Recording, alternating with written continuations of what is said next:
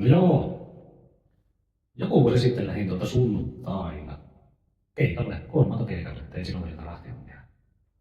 Ja taisi olla Tampereen seudulla Ylöjärvellä sellainen ABCTI, joku varmaan tietääkin. Siihen meni sunnuntaina joskus lyhennys, että ei ole totta. Ei ole totta, että ei yhtään autoisia, ei ainuttakaan kuormaa. Mikä on hyvin yleinen ongelma viikolla täällä, jos nyt kello 11 illalla, niin et mahdu siihen. Joudut katsomaan laitapaikkoja tai sitten antakoon pilvilisä jonnekin linjoitukselle nukkumaan.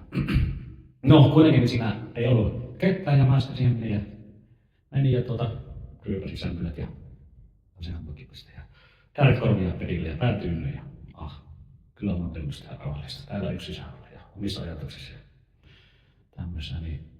Kello 1:45, hirviä rätinä ja aukeja ulina alkoi kuuluu. Tää mitä nyt, jumalauta, hyppäsin ylös punkalta ja verhoa vähän. Niin siinä semmonen Mersu 85-86 vuosina oli kuullut viininpunainen Camperi, V102 todennäköisesti oli. Camperia takana 45 astetta, ESA 20, Mallara 15 milliä enintään.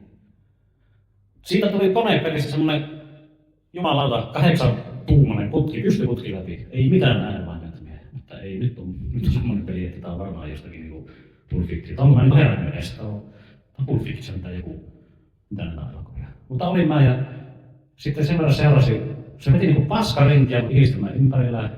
Kesäaika oli varmaan yli ulisi saakeli ja savuamaan sitä kahden kautta ulisi.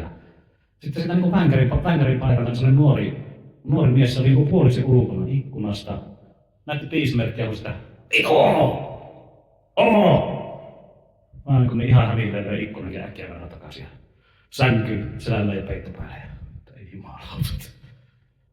Niin täytyy arvostaa, mutta nykyään nuoria.